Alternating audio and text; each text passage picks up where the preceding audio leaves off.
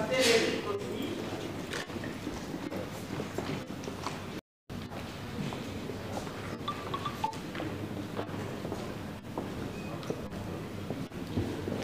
Le livre de paix en République démocratique du Congo.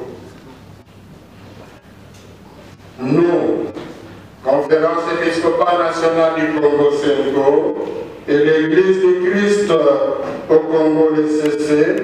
la plateforme des confessions religieuses au Congo, ainsi que la coalition interconfessionnelle pour la nation, SIN, préoccupés par la gravité persistante du cycle récurrent des conflits armés ayant ravagé la République démocratique du Congo au cours des 30 dernières années, causant la perte tragique de millions de vies congolaises et souvent alimentée par l'ingérence de certains pays voisins. De fait, déplorons vivement la résurgence d'un nouveau conflit armé impliquant l'AFC M23, soutenu par le Rwanda, s'ajoutant à la présence déjà alarmante de nombreux groupes armés, tant nationaux qu'étrangers. Dont les grandes étapes viennent d'être rendues publiques à travers la présente communication. De ce fait, nous attendons d'eux un accompagnement sincère et constructif. À vous tous et toutes nos très chers compatriotes, fils et filles du Grand Congo, nous prions l'Éternel Dieu Tout-Puissant, Maître des temps et des circonstances, de soumettre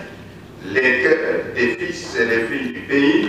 nos concitoyens, nos concitoyennes, les acteurs politiques de la majorité et ceux de l'opposition, armés et non armés, ainsi que toutes les forces vives de la nation, à l'obéissance de sa divine volonté et à une direction pacifique et patriotique de la destinée commune, afin que ce rêve collectif de bâtir un Congo plus beau qu'avant se réalise et se concrétise d'ici maintenant et à l'horizon 2060. L'année du Seigneur, nous sommes persuadés que cette démarche n'est pas une initiative ordinaire, mais une action pastorale et prophétique, pleine de certitude que la foi en Dieu ne déçoit jamais, mais bien au contraire, guide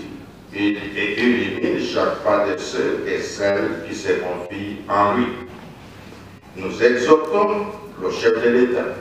en sa qualité de garant de la nation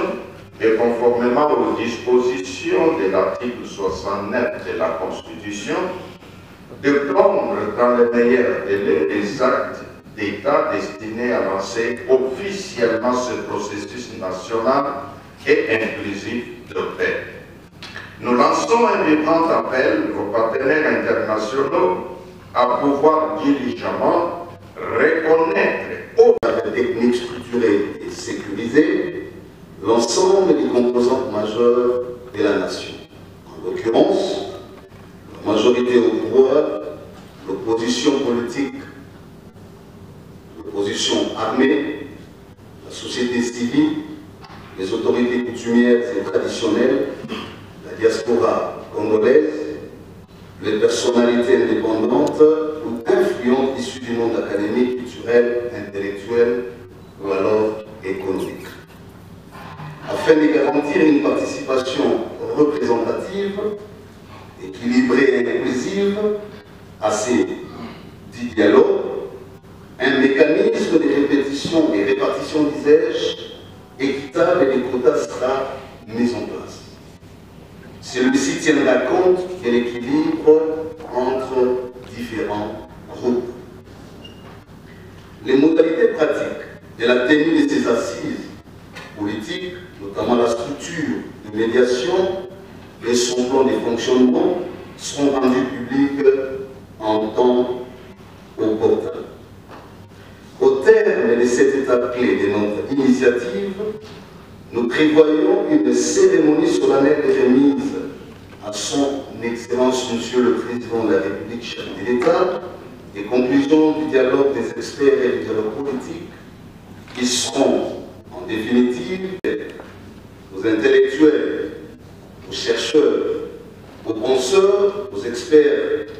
et aux techniciens nationaux et ceux de la diaspora,